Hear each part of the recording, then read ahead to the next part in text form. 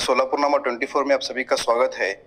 आज हमारे साथ हैदराबाद की सरजमीन से एक मशहूर और मारूफ अल हिदाया फाउंडेशन के फाउंडर हबीब अहमद अल हुसैनी हैं।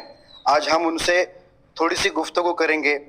आज के दौर में सूफीज़म के ताल्लुक से जो कुछ बातें सोशल मीडिया के माध्यम से वायरल होती हैं, उसके ताल्लुक से हम थोड़ा सा हज़रत से जानने की कोशिश करेंगे। सबसे पहले हज़रत सोलापुरनामा 24 में आपका स्वागत किया जाता है। बहुत बहुत शुक्रिया। तो सबसे पहले आपसे ये सवाल करूंगा कि इस्लाम के अंदर सूफीज़म के ताल्लुक से जो तालीमात आज के पीरियड में चल रहे हैं, उसके ताल्लुक से आपका क्या नज़रिया है? सूफीज़म इस्लाम का एक अहम हिस्सा है और कुरान करीम में और अहादीस शरीफा में इसको एहसान नाम के साथ जिक्र किया जाता है। जहाँ पर कुरान करीम में एहसान का जिक्र आता है, वहाँ पर तसव्वुफ ही मुराद होता है। तसव्वुफ एक साइंस है, तसव्वुफ एक इल्म है जिसके ज़रिए इंसान के ज़ाहिर और बातिन दोनों को दुरुस्त राह पर डाला जाता है। शरीयत में आदमी, शरीयत के अहकाम पर अगर कोई आदमी ठीक से अमल कर रहा हो, लेकिन अगर उसका मन ख़राब हो तो उसको अल्लाह ताला के पास सवाब नहीं मिलता। अल्लाह ताला चाहता है कि बंदे का ज़ाहिर, उसका जो बॉडी है वो भी अच्छे से काम करे और उसका बातिन, उसका जो मन हो वो भी बिल्कुल पाक साफ रहे और इखलास के साथ अमल करे। तो तसव्वुफ ये चीज़ होती है जो लोगों के मन को साफ करती है। और सरकार सल्लल्लाहु अलैहि वसल्लम फरमाते हैं, जिसका दिल अच्छा हो जाता है तो उसका बाकी जिस्म भी अच्छा हो जाता है। तसव्वुफ इस्लाम का एक नागुज़ीर हिस्सा है और सब उस पर अमल करना चाहिए। जैसा कि सोशल मीडिया पर आज के दौर में इस्लाम को लेकर, इस्लाम के ताल्लुक से जो है कुछ गलत फहमियाँ लोगों के अंदर है, तो आपका इस्लाम के ताल्लुक से क्या मैसेज है? हाँ, ये बात बड़ी अहम है कि सोशल मीडिया पर या इलेक्ट्रॉनिक मीडिया पर जो भी इस्लाम से मुताल्लिक़ बातें सामने आती है, उसकी दो वजह है।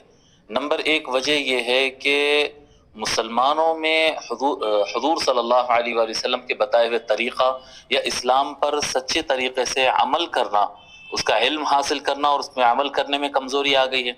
दूसरा, मुसलमानों के अमल में कमज़ोरी की वजह से जो इस्लाम के दुश्मन हैं वो इस्लाम की शबीह को और ख़राब करके बताना चाहते हैं।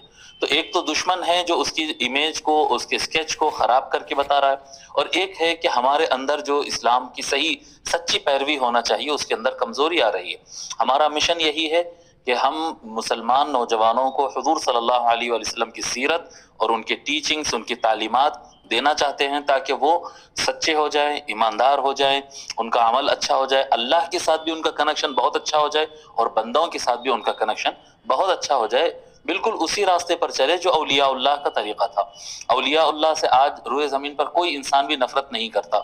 किसी बादशाह से नफ़रत करेगा, किसी और से दुश्मनी, यानी जब बादशाहों का जिक्र करते हैं तो कुछ लोग चाहने वाले और कुछ लोग नफ़रत करने वाले होते हैं, लेकिन अल्लाह वालों का जब नाम लेंगे तो हर मुसलमान भी चाहेगा और गैर मुस्लिम भी उनसे मोहब्बत करेगा। वजह क्या है कि उनका कनेक्शन अल्लाह के साथ भी बड़ा अच्छा था, अल्लाह की भी सही इबादत करते हो और बंदों के साथ भी जैसा इस्लाम बताता है हकीकत में उस तरह से वो लोग रहते।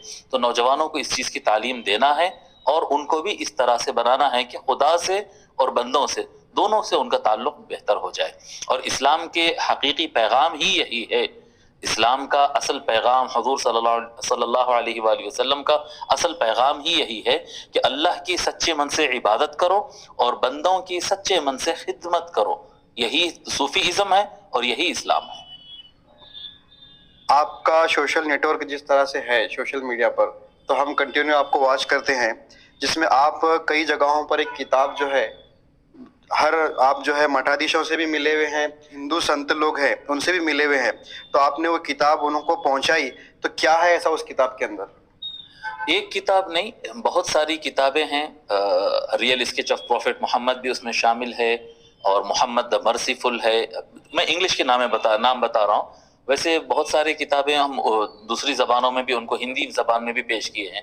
ये किताबों में क्या है कि हमारे नबी सल्लल्लाहु अलैहि वसल्लम की ज़िंदगी किस तरह से थी اور ان کا بیہیویئر لوگ کے ساتھ کس طرح سے تھا، اور اسپیشلی مسلم نان مسلم ریلیشن کے اوپر، ایک مسلمان غیر مسلم کے ساتھ کیسا رہے گا، ہندو کے ساتھ کیسا ہے، کرسچن کے ساتھ کیسا رہے گا، یا ایتھسٹ جو ہوتے ہیں جو خدا کو ہی نہیں مانتے ان کے ساتھ کس طرح اس کا سلیقہ ہونا چاہیے. جیسا کہ طالبان، القاعدہ، ISIS، یہ جو اس طرح کے آرگنائزیشنز ہے جو اسلام کہہ کر بم بلاسٹنگ کرتے ہیں، لوگ کا مرڈر کرتے ہیں اور کہتے ہیں اللہ اکبر.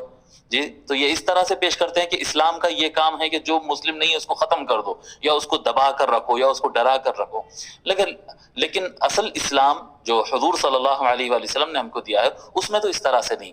تو سرکار نے جو ہم کو اسلام عطا کیا، جو اسلام بتایا، اس میں تعلیم کس طرح سے ہے، یہ چیز میں جو ہے بہت سارے جو ہندو سنت ہوتے ہیں، پجاری ہوتے ہیں، اور بہت سارے لیڈرز ہوتے ہیں، بڑے بڑے سرکاری آفیسرز ہوتے ہیں جن کو مس انڈرسٹینڈنگ ہو گئی اور وہ اسلام سے نفرت کرنے لگے. حقیقت میں اسلام ایک ایسا مذہب ہے جس سے سبھی پیار کر سکتے ہیں، کرنا چاہیے. یعنی مسلم تو اپنے مذہب سے پیار کرے گا ہی، ہندو بھی اسلام سے پیار کرے گا، اتنا اچھا یہ اتنا پیارا مذہب ہے. تبھی تو آپ دیکھیں گے کہ ہندو لوگ درگاہوں سے پیار کرتے ہیں، تبھی تو اللہ والوں کے پاس جاتے ہیں اور ان کو فائدہ بھی ملتا ہے، برابر ہوتا ہے یہ. مگر یہ غلط تصویریں طالبان اور جیش محمد اور ISIS اس طرح کے تنظیموں نے یہ اسلام کے اسکیج کو بگاڑ دیا ہے. وہ ہم کتابیں پہنچاتے ہیں لوگوں کو، مسلمان بچوں کو بھی پہنچاتے ہیں، ہندو بھائیوں کو بھی پہنچاتے ہیں، تاکہ ان کو پتہ چلے کہ اسلام حقیقت میں کتنا پیارا مذہب ہے اور ہمارے نبی کی تعلیمات کتنے اچھے ہیں. ایک آخری سوال آپ سے یہ پوچھنے کی کوشش کروں گا کہ میں آپ کو کنٹینیو واچ کرتا ہوں اور تمام علماؤں کو بھی میں واچ کرتا ہوں، لیکن علماؤں کے تعلق سے جس طرح سے آپ نے جو مشن اہل بیت ہاتھ میں لیا ہے، تو آپ اہل بیت کے تعلق سے تھوڑا سا مختصر سا خلاصہ ہمارے درشکوں کو کرے، تاکہ شولاپور شہر میں کچھ لوگوں کے دماغوں میں جو دزل چل رہا ہے وہ نکل جائے.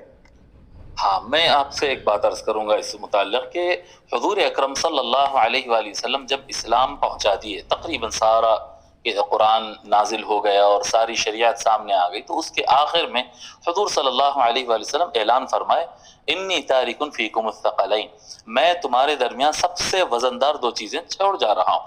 اگر تم اس کو، حدیث تو طویل ہے، میں اب حدیث تو یہاں پڑھوں گا نہیں، بیان میں پڑھوں گا.